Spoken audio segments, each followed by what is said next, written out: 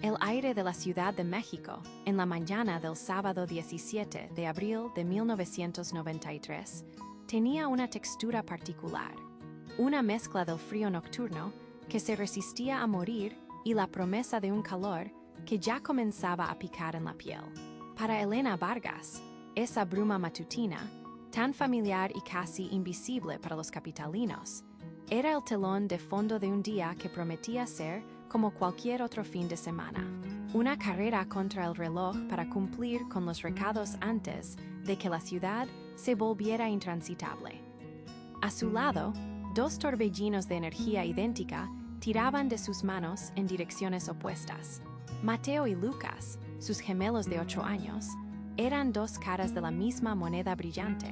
Vivían en la Colonia del Valle, un laberinto de calles arboladas y edificios de apartamentos que encapsulaban el sueño de la clase media mexicana. Su destino era el mercado de Tlacoquemecatl, un ritual sabatino para abastecerse de fruta fresca, queso de Oaxaca y tortillas recién hechas. Elena intentaba mantener un paso firme, pero los niños, enfundados en sus playeras amarillas y azules de los Pumas, su equipo de fútbol del alma, convertían cada baldosa en un campo de juego. «Mamá, ¿puedo comprar un boing de mango?», preguntó Lucas, el más impulsivo de los dos, mientras señalaba un pequeño puesto en la esquina. Su rostro era una réplica exacta del de su hermano, pero sus ojos brillaban con una audacia que a Mateo le faltaba. «Solo si te portas bien en el mercado y no corres», negoció Elena, ajustándose la correa de su bolso de piel. Mateo, siempre más observador y cauto, caminaba un paso por detrás. No pedía, esperaba. Sabía que si Lucas conseguía algo, él también lo recibiría. Era el equilibrio tácito de su hermandad. Miraba los bochos, verdes y blancos, que pasaban zumbando por la avenida Coyoacán, catalogando los colores y los ruidos en su mente metódica.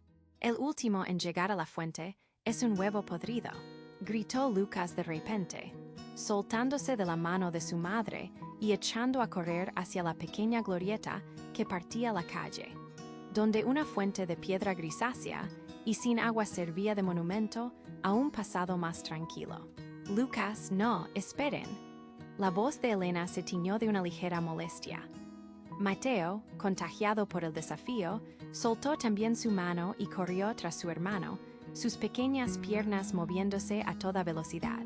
Elena suspiró, una mezcla de resignación y cariño. Los veía a unos 30 metros, dos manchas vibrantes de amarillo y azul que se perseguían alrededor de la fuente seca. Eran inseparables, un universo de dos planetas girando en la misma órbita. Por un segundo, se permitió sonreír. La escena era la quintaesencia de su vida, caótica, ruidosa, pero llena de un amor que lo abarcaba todo. Se detuvo un instante para sacar un pañuelo de su bolso y secarse una gota de sudor de la frente. Justo en ese momento, una voz familiar la llamó. «Elena». «¡Qué milagro!», era la señora Carmona, una vecina del edificio de al lado, una mujer mayor con fama de saberlo todo sobre todos. «Carmelita, hola. ¿Cómo está?», respondió Elena, forzando una cordialidad que no sentía del todo. Sabía que esta conversación podría durar más de lo deseado. «Aquí, hija, yendo por el pan. Oye, ¿ya supiste lo de los del 302? Dicen que se van a divorciar». La conversación derivó por los derroteros del chisme vecinal. Elena asentía, respondía con monosílabos, pero su atención estaba dividida. Miraba por encima del hombro de la señora Carmona, manteniendo a los gemelos en su campo de visión. Los vio dar una última vuelta a la fuente. Lucas empujó a Mateo en broma y ambos rieron a carcajadas. El sonido de sus risas llegó hasta ella, un eco feliz en medio del murmullo de la ciudad. Fue la última vez que los escuchó. La señora Carmona le tocó el brazo para enfatizar un punto sobre la infidelidad del vecino. Y con la secretaria, imagínate. Elena sintió una punzada de impaciencia. «¡Qué barbaridad, Carmelita! Bueno, me tengo que ir, que estos monstruos me esperan». Se despidió con una rapidez que bordeaba la mala educación y giró la cabeza, esperando ver a sus hijos sentados en el borde de la fuente, jadeando y esperándola. Pero no había nadie. La fuente de piedra estaba desierta, gris y silenciosa. El sol de la mañana parecía haberse intensificado, blanqueando la escena y haciendo que sus ojos dolieran. Mateo. Lucas llamó, su voz todavía en un tono normal. Pensó que era una broma, un nuevo juego. Se habían escondido detrás de los arbustos raquíticos que rodeaban la glorieta. Caminó hacia allí con el paso cada vez más rápido. Ya, niños, no es gracioso. Salgan. El silencio fue su única respuesta. Un silencio pesado y anormal que el ruido del tráfico no podía ahogar.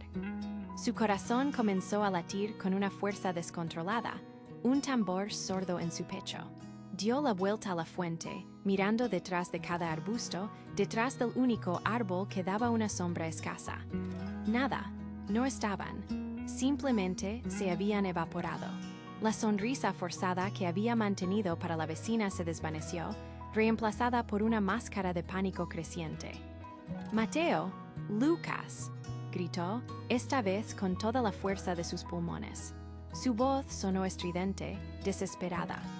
Algunas personas que pasaban se giraron a mirarla, con una mezcla de curiosidad y lástima. Se acercó a un hombre que vendía periódicos en la esquina. «Señor, por favor», no vio a dos niños, gemelos de 8 años, con playeras amarillas de los Pumas. El hombre negó con la cabeza sin levantar la vista de sus periódicos. «No, güerita, por aquí pasa mucha gente». Corrió hacia una mujer que esperaba el autobús. La misma pregunta, la misma respuesta negativa. Cada no era un martillazo en su alma.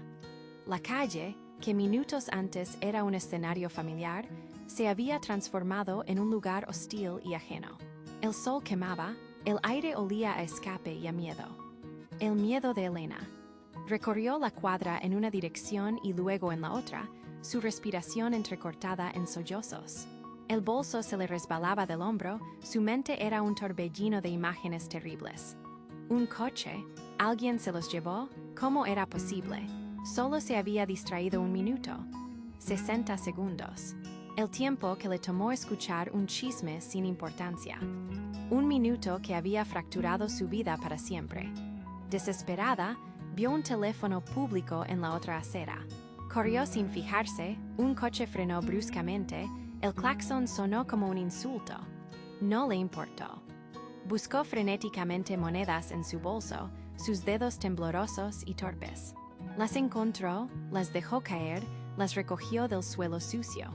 Marcó el número del trabajo de su esposo, Javier. Cada tono de espera era una eternidad de tortura. «Contaduría, buenos días», respondió una voz impersonal. «Javier, necesito hablar con Javier Vargas». «Es una emergencia», gritó Elena, su voz rota por el llanto. Mientras esperaba que le pasaran la llamada, su mirada se perdió en la glorieta vacía. El lugar donde sus hijos habían reído por última vez, ahora parecía un monumento a su ausencia. El mundo seguía girando, los coches pasaban, la gente caminaba, pero para Elena Vargas, el universo se había detenido en seco en esa esquina de la colonia del Valle. El teléfono público en la esquina olía a metal húmedo y a la desesperación de 1000 llamadas anónimas. La voz de Elena era un hilo roto, un sonido que Javier jamás había escuchado en los 10 años que llevaban juntos. No era tristeza, no era enojo, era la pura y helada esencia del pánico. «Se han ido, Javier, no están. Lucas y Mateo se han ido». Cada palabra era una astilla de vidrio en el oído de Javier. Él estaba en su despacho de arquitectura en la colonia Roma, rodeado de planos y maquetas que de repente parecían reliquias de otra vida. El sol de la tarde entraba por el ventanal, iluminando partículas de polvo que danzaban ajenas a la catástrofe que se acababa de desatar en su universo.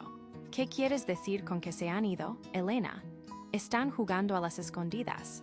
Búscalos bien, por el amor de Dios», replicó él, su propia voz sonando extraña, una mezcla de incredulidad y una orden inútil.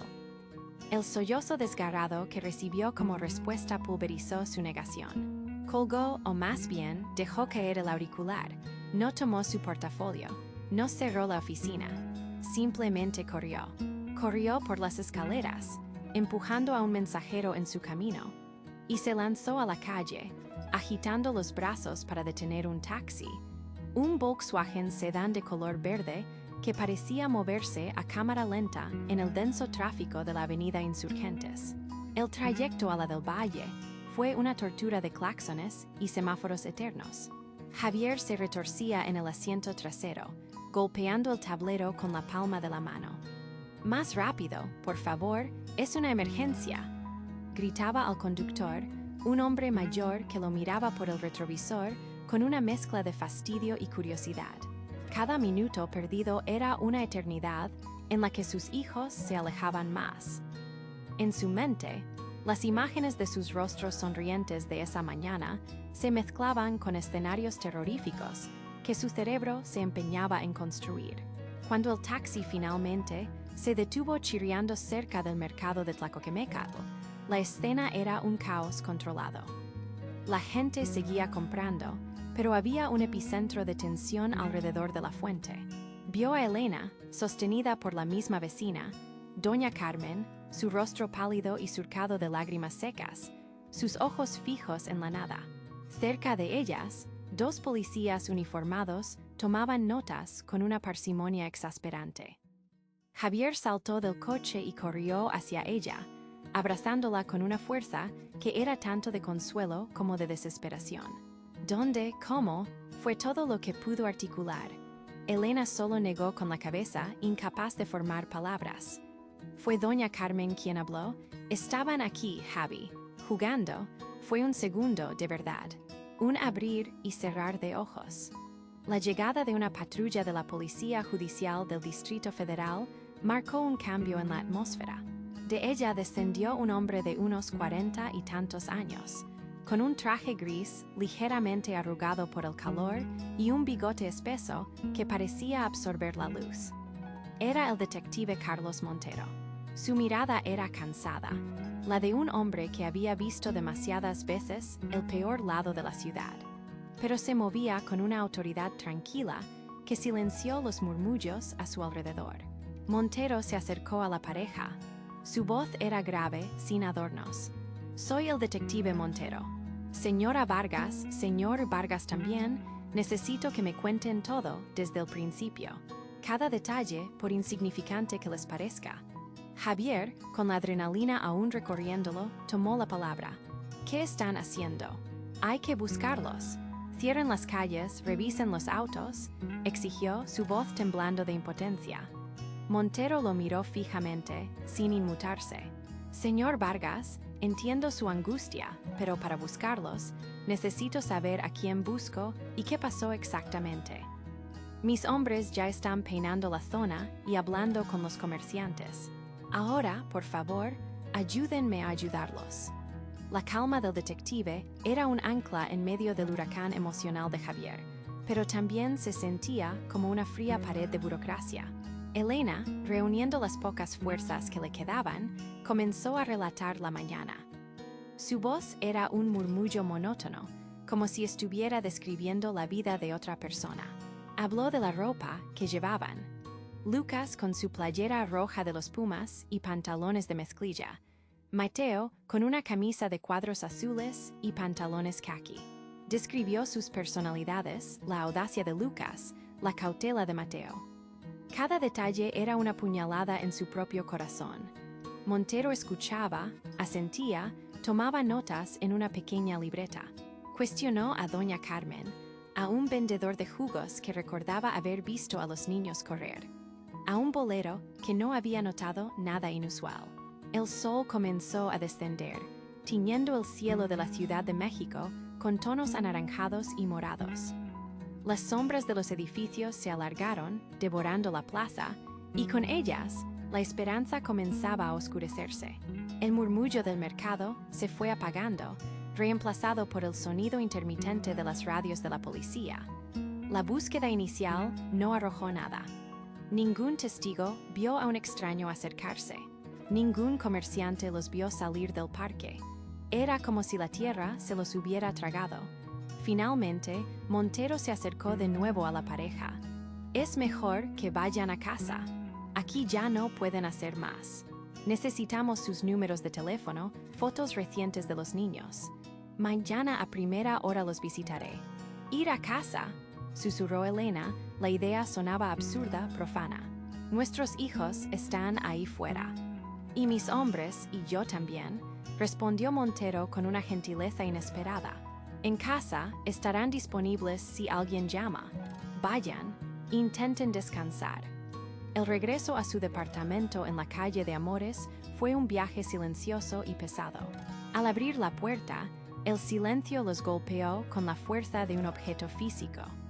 Los juguetes de los niños estaban esparcidos en la sala. Sus camas, deshechas de esa misma mañana, esperaban vacías. El olor de su hogar, usualmente un consuelo, ahora era una tortura. Javier caminó mecánicamente hacia la habitación de los gemelos y recogió 2 fotografías del buró.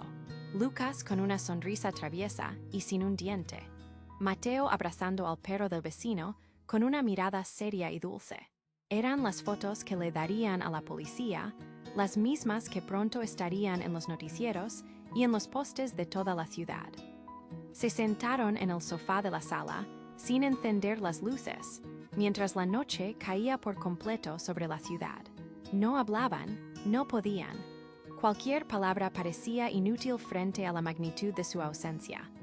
Afuera, la vida seguía su curso, con el ruido de los autos y las sirenas lejanas. Pero dentro de ese apartamento, el tiempo se había detenido a las 2:15 de la tarde, junto a una fuente en un mercado soleado, en el preciso instante en que el mundo se había roto. El amanecer del 18 de abril no trajo consigo la esperanza, sino el estruendo. El sol, indiferente y brillante, se filtraba por las persianas del apartamento de la Colonia del Valle, pero el verdadero despertar vino del exterior. Primero fue el timbre, insistente. Luego, los golpes en la puerta. Javier, que no había dormido, se asomó por la mirilla y retrocedió como si hubiera recibido un golpe. Una jauría de periodistas y camarógrafos se agolpaba en el rellano, sus lentes apuntando como cañones hacia su puerta.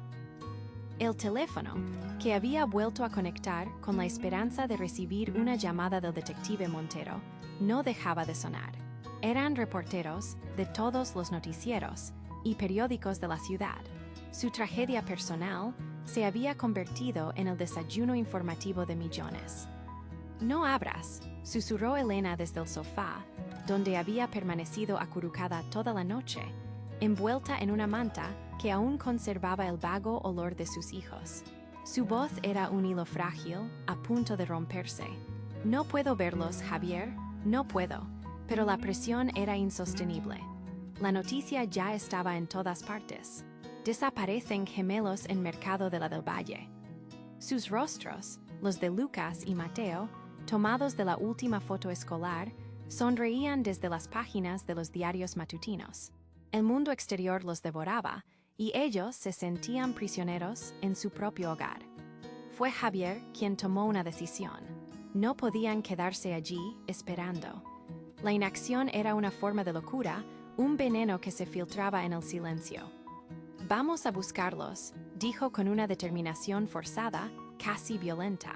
«Nosotros no podemos solo esperar a que ese policía nos llame». Elena lo miró, sus ojos vacíos empezaron a mostrar una chispa de propósito. «¿Cómo?», preguntó. «Carteles. Vamos a llenar la ciudad con sus caras. Cada poste, cada tienda, cada estación de metro. Alguien tuvo que ver algo». Esa misma mañana, escapando por la puerta del garaje para eludir a la prensa, condujeron hasta una imprenta en la Colonia Doctores. El olor a tinta y solvente era abrumador. Un asalto a los sentidos que, por un momento, los ancló en una realidad tangible y mecánica, lejos del dolor abstracto. Sobre el mostrador, Javier extendió la fotografía escolar. «Queremos 5,000 volantes», dijo, su voz ronca. «Con esta foto, que diga SE buscan en letras grandes». y nuestros números de teléfono. El hombre de la imprenta, un tipo mayor con bigote canoso, los miró con una compasión que les resultó casi insoportable. Asintió sin hacer preguntas, mientras las máquinas zumbaban y escupían las hojas con los rostros sonrientes de Lucas y Mateo. Elena se apoyó en la pared, sintiendo cómo sus piernas flaqueaban. Cada copia era una confirmación de la pesadilla. Ver sus caritas replicadas una y otra vez, bajo esas dos palabras terribles, era como revivir la pérdida con cada hoja que salía de la prensa. Pasaron el resto del día y los días siguientes en un peregrinaje frenético. Con rollos de cinta adhesiva y el corazón en un puño, recorrieron la ciudad. Empezaron por su propia colonia, pegando los carteles en los árboles del parque hundido, en las vitrinas de las panaderías de la calle Amores, en los postes de luz de la avenida Insurgentes. La ciudad, con su ruido y su movimiento incesante, parecía burlarse de su dolor. La gente pasaba a su lado, algunos lanzando miradas curiosas, otros completamente ajenos a la tragedia impresa en el papel que pegaban con manos temblorosas. Fue durante una de esas jornadas, bajo el sol implacable de la tarde cerca del metro Etiopía, que la tensión acumulada entre ellos finalmente se fracturó. Javier, frustrado y exhausto, tiró un rollo de cinta al suelo. «Esto es inútil, Elena. Es como lanzar una botella al mar». Elena, que estaba estirándose para pegar un cartel lo más alto posible, se detuvo. «Tenemos que hacer algo, Javier. Es lo único que podemos hacer». «¿Hacer algo?», espetó él, y en su voz había un filo de acero. Se giró para mirarla, y sus ojos estaban encendidos de una mezcla de dolor y rabia. Hacer algo era vigilarlos en el mercado. Era no quitarles los ojos de encima ni un maldito segundo. Las palabras quedaron suspendidas en el aire viciado por el humo de los coches, más crueles que una bofetada. Elena se quedó inmóvil, con la mano aún en el cartel. No lloró. Su rostro se contrajo en una máscara de pura agonía. Bajó el brazo lentamente y lo miró. «No hay un instante», dijo con una voz tan baja que Javier apenas la oyó, «en que no me haga esa misma pregunta. Cada vez que respiro, me la pregunto». El arrepentimiento inundó el rostro de Javier al instante. Dio un paso hacia ella. «Elena, perdóname. No quise», pero las palabras ya estaban dichas. El veneno había sido inoculado. Se quedaron en silencio en medio del caos de la avenida, dos figuras aisladas por una culpa que ahora tenía nombre y apellido. Mientras tanto, en una oficina abarrotada del edificio de la Policía Judicial, el detective Carlos Montero sentía un tipo diferente de frustración. Su escritorio estaba sepultado bajo informes, transcripciones de llamadas y notas. La exposición mediática había convertido la investigación en un circo. El teléfono sonaba sin parar con pistas inútiles. Videntes que aseguraban saber dónde estaban los niños. Personas que juraban haberlos visto en Monterrey, en Guadalajara, en un autobús rumbo a la frontera. Cada pista debía ser verificada, consumiendo tiempo y recursos preciosos. Montero se frotaba las sienes, mirando el mapa de la Ciudad de México extendido en la pared. Una mancha urbana monstruosa y caótica. Buscar a dos niños allí era como buscar 2 granos de arena en una playa infinita. Acababa de colgar con un oficial que había investigado un supuesto avistamiento cerca del bosque de Chapultepec. Resultó ser una pareja de niños turistas que se parecían vagamente a los gemelos. Otra pista falsa. Otro callejón sin salida. Revisó de nuevo la declaración inicial de Elena Vargas. La distracción, la vendedora de flores, la fuente. Todo parecía tan trivial, tan cotidiano. Y sin embargo, en ese breve lapso, el universo se había desgarrado. No había signos de lucha. Ningún testigo creíble había visto nada sospechoso. Era como si la tierra se los hubiera tragado. Montero, un hombre acostumbrado a la lógica y la evidencia, se enfrentaba a un vacío que, sabía por experiencia, Rara vez presagiaba algo bueno. Tomó el expediente con las fotos de Lucas y Mateo y sintió un peso en el pecho.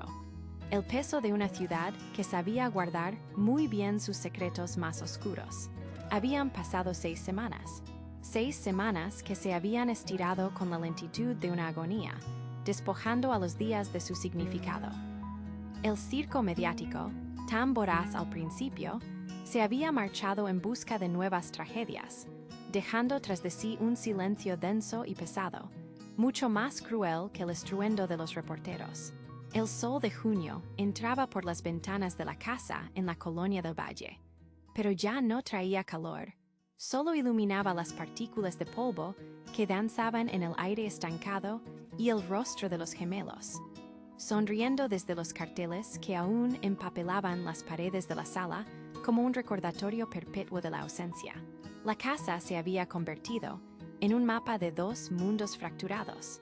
Por un lado, estaba el universo de Javier.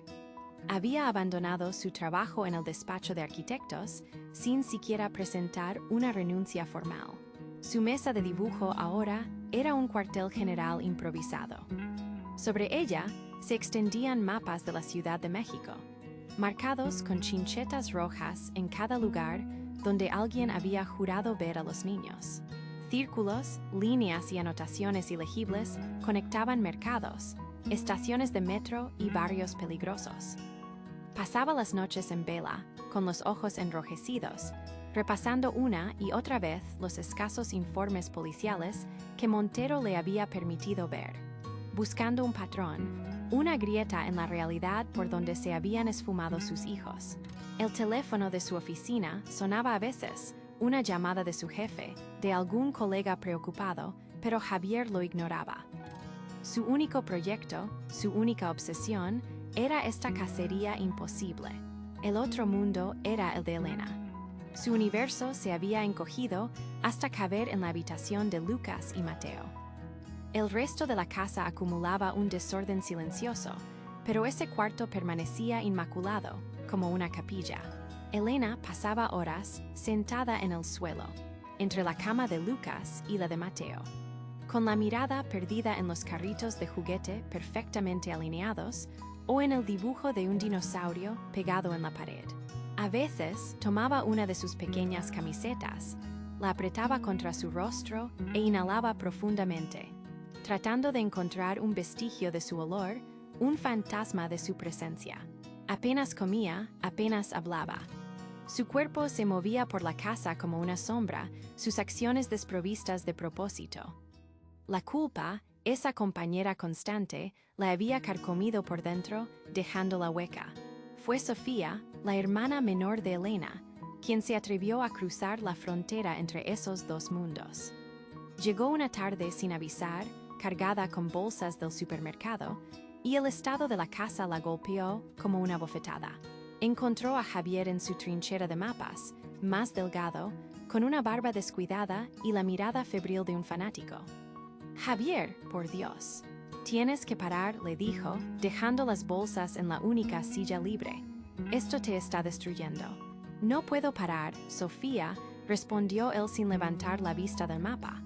«Estoy cerca de algo». Un testigo mencionó una camioneta van blanca cerca del parque el día anterior. Si conecto eso con los otros avistamientos, son pistas falsas, Javier. Montero ya te lo dijo. La gente quiere ayudar o quiere atención y se inventa cosas. Se están haciendo daño. Javier finalmente la miró y en sus ojos había una desesperación tan profunda que Sofía sintió un escalofrío. «Es lo único que tengo, Sophie. Si me quitas esto, no me queda nada». Dejándolo con sus fantasmas, Sofía fue a buscar a Elena. La encontró en el cuarto de los niños, abrazando un oso de peluche raído. Se sentó a su lado en el suelo, en silencio, durante varios minutos. «¿Comiste algo hoy, hermana?», preguntó suavemente. Elena negó con la cabeza, sin mirarla. «Te traje un poco de caldo de pollo, como el que hacía mamá. ¿Te sentará bien? No tengo hambre». La voz de Elena era un susurro frágil, quebradizo. Sofía le tomó la mano, estaba helada. «Elena, mírame, tienes que luchar, por ellos. Si algún día vuelven, te necesitarán fuerte. Fue la mención de su regreso lo que finalmente rompió el dique. Los ojos de Elena se llenaron de lágrimas que rodaron silenciosamente por sus mejillas hundidas. Fue mi culpa, Sophie, sollozó, el sonido ahogado por la pena. Solo fue un minuto. Un minuto. ¿Cómo pude dejarlos solos un minuto? No fue tu culpa, dijo Sofía, abrazándola con fuerza. Fue una desgracia terrible, pero no tu culpa. Pero las palabras de consuelo eran inútiles.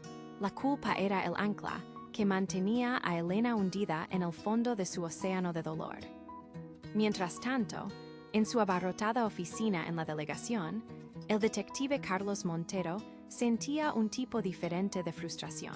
El caso Vargas se había enfriado por completo. La pila de informes en su escritorio era un monumento al fracaso.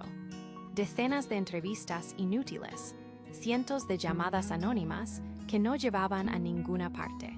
La presión de sus superiores para cerrar el archivo y pasar a casos más activos era cada vez mayor. Pero Montero no podía soltarlo. Había algo en la pulcritud de la desaparición que le carcomía. No había forcejeo, ni testigos, ni petición de rescate. Era como si los niños se hubieran desvanecido en el aire. Se negaba a archivarlo como una fuga o un secuestro aleatorio. Esa tarde, desoyendo las directrices, comenzó una nueva línea de investigación, una que sus jefes considerarían una pérdida de tiempo. Empezó a solicitar archivos de casos sin resolver de niños desaparecidos en circunstancias similares en otros estados. Jalisco, Nuevo León, el Estado de México. Buscaba un modus operandi, la firma invisible de una red organizada y profesional, especializada en el robo de niños. Sabía que era una aguja en un pajar del tamaño de un país, un esfuerzo solitario sin garantías. Pero, al igual que Javier, se aferraba a ello porque la alternativa, aceptar que Lucas y Mateo se habían perdido para siempre en la inmensidad de la nada, era simplemente insoportable. Abril de 1994. Había pasado un año que se sentía como una década y, al mismo tiempo, como un parpadeo ininterrumpido de aquel instante en el mercado. El polvo se había asentado sobre los muebles de la casa de la Colonia del Valle, una fina capa gris que parecía el sudario de la vida que una vez tuvieron. Sobre la mesa del comedor, junto a los mapas de Javier cubiertos de chinchetas y líneas rojas, se amontonaba una pila de sobres con sellos de advertencia. Las facturas, sin pagar, eran un recordatorio tangible de que el mundo exterior seguía girando, indiferente a su tragedia personal. Javier ya no iba a la oficina. La llamada de su jefe había llegado hacía 6 meses. Fue comprensivo, pero firme. Necesitaban a alguien que estuviera presente, no a un fantasma que pasaba las noches en vela y los días persiguiendo sombras. Javier ni siquiera discutió. Su verdadera ocupación, su única razón de ser, estaba esparcida por toda la sala. Recortes de periódico, transcripciones de llamadas, teorías que se contradecían entre sí. Estaba más delgado, con la piel pegada a los pómulos y una mirada febril que rara vez parpadeaba. Había vendido su coche para financiar su investigación privada, un pozo sin fondo que se tragaba sus ahorros y su cordura. Ese mismo día, por primera vez en meses, Elena salió de la casa por voluntad propia, o más bien, por la incansable insistencia de Sofía. Estaban sentadas en un pequeño café en Coyoacán, lejos del bullicio de su barrio, un territorio neutral. El aire de la mañana era fresco, y el sol se filtraba a través de las jacarandas en flor, pintando el suelo de manchas púrpuras. «Mira, Elena, es un paso», dijo Sofía, con un optimismo forzado, empujando una taza de té humeante hacia su hermana. «Solo respira. Estás aquí. Estamos juntas». Elena asintió, pero sus ojos estaban vacíos. Observaba a una familia en una mesa cercana. Un niño, de unos 5 años, derramó su jugo y comenzó a llorar. Su madre lo consoló con una paciencia infinita.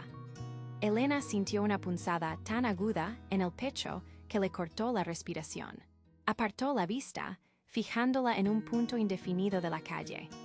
Ayer encontré uno de los cochecitos de Mateo debajo del sofá, susurró, su voz apenas un hilo ronco por el desuso. Todavía tenía un poco de lodo en las ruedas. Recuerdo que se enojó porque no lo dejé entrar a la casa con el sucio. Una lágrima solitaria rodó por su mejilla. Sofía le tomó la mano, apretándola con fuerza. El pequeño avance se sentía como caminar sobre un cristal increíblemente fino. Cuando regresaron a casa por la tarde, encontraron un coche de policía sin distintivos aparcado frente a su puerta. El corazón de Elena se detuvo. Cada vez que veía un uniforme, una parte de ella saltaba con una esperanza irracional y otra se encogía de puro terror. En la sala, esperándolos, estaba el detective Carlos Montero. Se veía más viejo, con más canas en las sienes y arrugas más profundas alrededor de los ojos. Se levantó con lentitud, su rostro una máscara de profesionalismo teñida de pesar. Señora Vargas, comenzó, su voz grave resonando en el silencio opresivo de la casa. Javier lo miraba con una hostilidad apenas disimulada. ¿Hay algo nuevo, detective?, preguntó Javier, su tono cortante. Montero negó con la cabeza lentamente. Lamento tener que ser yo quien les dé esta noticia. He venido personalmente porque no me parecía correcto hacerlo por teléfono. Hizo una pausa, buscando las palabras.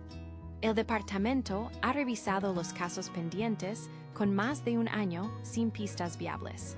Dada la falta total de avances, de testigos creíbles o de cualquier evidencia física, el caso de Lucas y Mateo será oficialmente reclasificado. Pasará a estatus de caso frío. La palabra resonó en la habitación. Frío, repitió Javier, su voz subiendo de volumen cargada de incredulidad y rabia. ¿Qué significa eso? Que se rinden. Que mis hijos ya no importan. Significa que ya no habrá un equipo asignado activamente a la investigación, explicó Montero, manteniendo la calma. Los recursos se reasignan. Por supuesto, si aparece cualquier nueva evidencia creíble, se reabrirá de inmediato. Pero en este momento, no tenemos a dónde ir. Hemos agotado todas las vías. Javier se pasó las manos por el pelo, caminando en círculos como un animal enjaulado. No, ustedes no han hecho nada. Pistas falsas, burocracia. Si hubieran investigado de verdad desde el principio. Elena no gritaba, no se movía. Permanecía de pie junto a la puerta, el color desapareciendo de su rostro. El pequeño y frágil caparazón, que Sofía había ayudado a construir esa mañana, se hizo añicos. La esperanza, esa brasa diminuta que se había negado a extinguirse en el fondo de su alma, fue ahogada por una ola helada de finalidad. Era oficial. Estaban solos. El mundo había decidido pasar página. Montero soportó el arrebato de Javier. Veía el dolor puro detrás de la ira. Cuando Javier finalmente se quedó sin aliento, apoyado contra la pared, Montero se dirigió a él en voz más baja. Javier, a nivel personal, este caso me atormenta. Lo juro. Se preparó para irse, su misión cumplida. Pero en el umbral se detuvo y se giró. Dudó por un instante, como si estuviera rompiendo un protocolo no escrito. Hay algo, dijo, casi en un susurro. Un detalle que nunca encajó. Probablemente no es nada. Un testigo, una anciana que vivía a 2 calles del mercado, mencionó algo el primer día. Lo descartamos porque era vago y ella no estaba segura de la hora. Javier levantó la vista, sus ojos inyectados en sangre se clavaron en el detective. Dijo que vio una camioneta Ford azul, vieja, muy oxidada en el guardabarros trasero, continuó Montero, hablando más para sí mismo que para ellos. Lo que llamó su atención fue un logo descolorido en la puerta. Dijo que parecía el de una empresa de construcción, Construcciones Morales, y juraría que debajo ponía Hidalgo. Hizo una pausa. Revisamos las constructoras locales. No había ninguna con ese nombre. Una empresa de Hidalgo trabajando un sábado en la del Valle, parecía improbable. Un callejón sin salida. Montero asintió a modo de despedida y se fue, dejando tras de sí un silencio aún más pesado que el anterior. Elena se deslizó por la pared hasta el suelo, un sollozo silencioso sacudiendo todo su cuerpo. Se abrazó las rodillas, refugiándose de nuevo en la oscuridad que tan bien conocía. El viaje a Coyoacán, las jacarandas, la voz de su hermana, todo se había desvanecido, pero Javier no se movió hacia ella. Se quedó quieto en medio de la sala y una nueva luz, una luz peligrosa y maníaca, comenzó a brillar en sus ojos.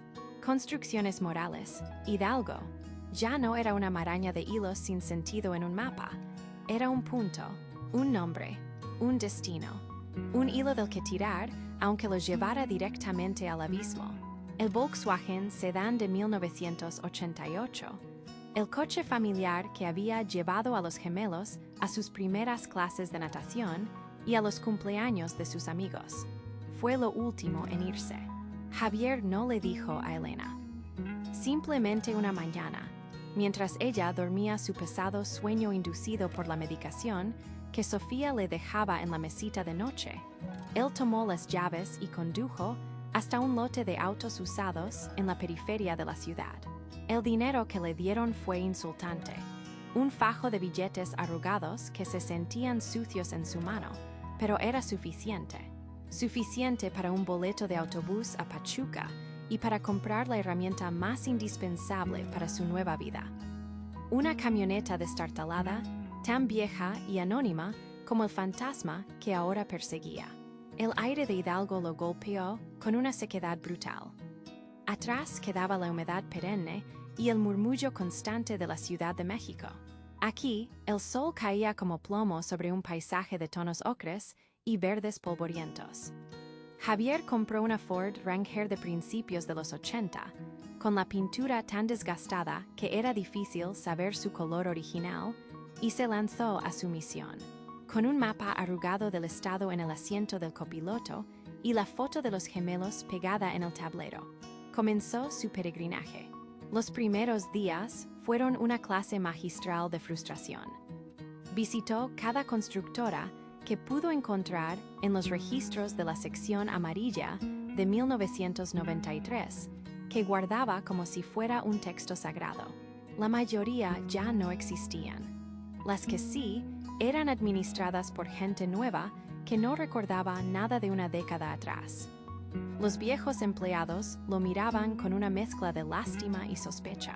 Una camioneta azul hace más de un año, amigo.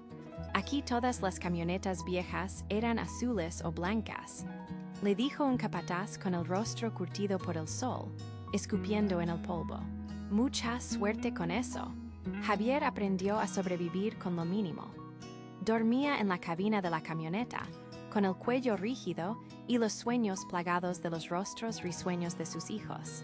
Se alimentaba de tacos de guisado en fondas de carretera y de la fruta que compraba en los mercados de los pueblos. Su aspecto cambió. La barba le creció, salpicada prematuramente de canas. Perdió peso y su piel se tostó y agrietó. Sus ojos, antes llenos de la chispa de un arquitecto exitoso, ahora ardían con la lumbre febril de la obsesión. Mientras Javier se consumía en los caminos de Hidalgo, en la Ciudad de México, Sofía libraba su propia batalla por Elena. La encontró una tarde sentada en el suelo del cuarto de los niños, abrazando una pequeña camiseta de fútbol, con la mirada perdida. La casa estaba en penumbra, el polvo se acumulaba en los muebles como una segunda piel. Elena, ya basta, le dijo Sofía con una firmeza que rara vez usaba. Le arrancó la camiseta de las manos. Esto no es vivir, es esperar a morir. Ellos no querrían esto para ti. Mírame. Elena levantó la vista, sus ojos vacíos. No sabes nada, susurró. Sé que te estás ahogando y no me voy a quedar a mirar, replicó Sofía. Te vas a vestir. Vamos a salir de aquí. A regañadientes, como si moviera un cuerpo que no era el suyo, Elena se dejó llevar. Sofía la condujo a un centro comunitario en Coyoacán, a una sala con sillas de plástico dispuestas en círculo. Elena quiso dar media vuelta, huir de esas caras que reflejaban su propio dolor, pero la mano de Sofía en su brazo fue un ancla. Se sentaron en silencio, escuchando.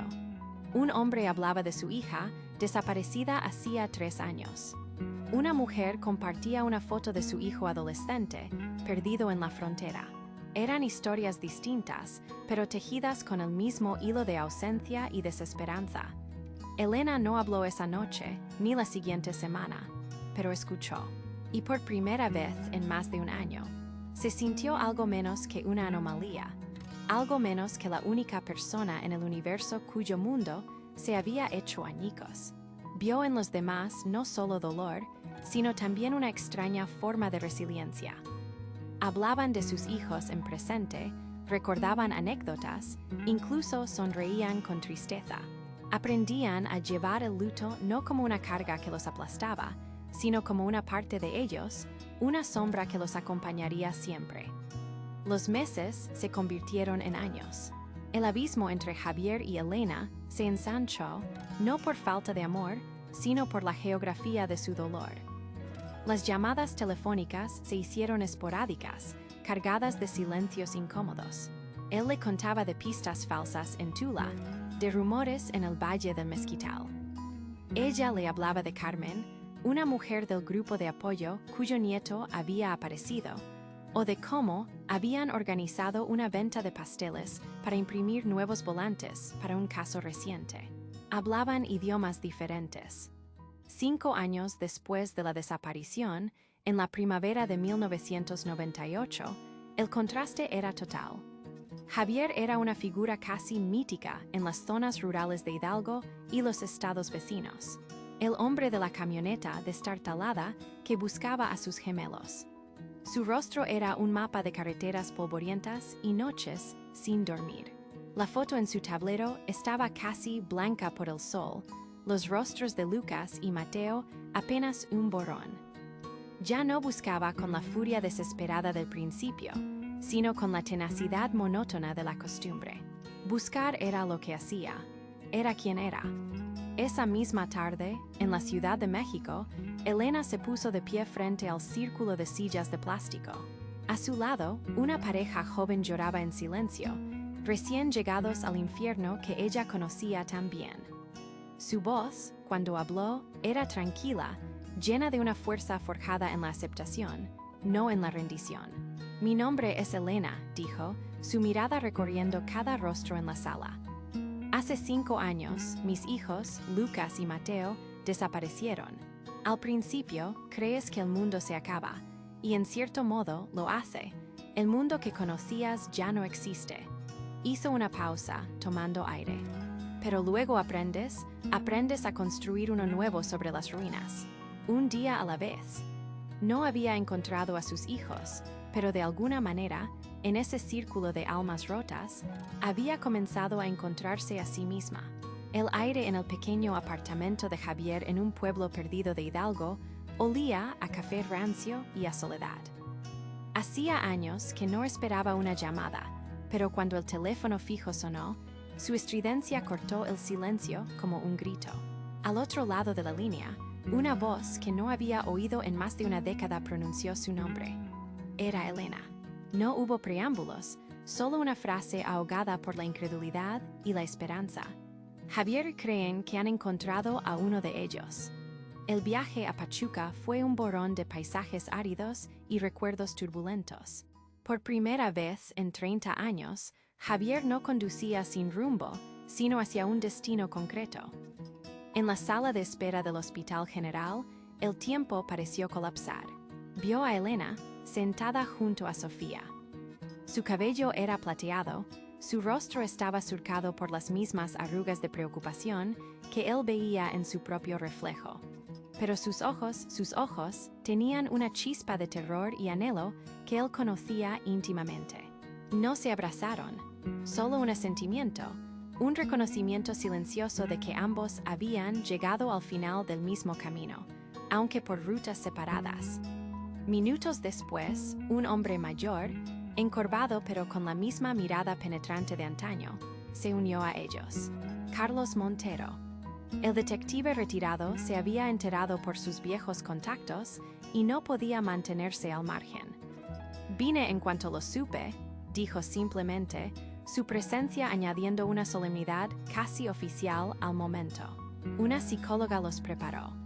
Les explicó que el hombre, encontrado inconsciente tras el derrumbe de una obra y registrado como desconocido, sufría de amnesia disociativa. No recordaba quién era, de dónde venía, ni siquiera el nombre que había estado usando durante las últimas décadas. «Físicamente, está bien», dijo la doctora, «pero su mente es una página en blanco. No esperen un reconocimiento». La puerta de la habitación se abrió. Allí, sentado en el borde de la cama, estaba él, un hombre de 38 años, con el cabello oscuro y espeso de Javier y los mismos ojos almendrados de Elena. Era más delgado, con las manos curtidas por el trabajo manual y una cicatriz que le cruzaba una ceja, pero era inconfundible. El aire abandonó los pulmones de Elena, en un sollozo silencioso.